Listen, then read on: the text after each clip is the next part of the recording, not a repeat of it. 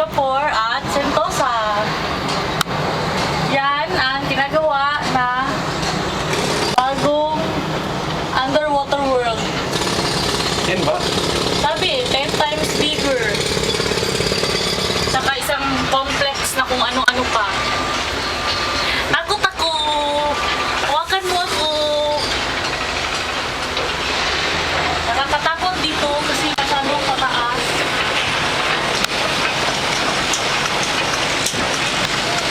Yan lang speech mo.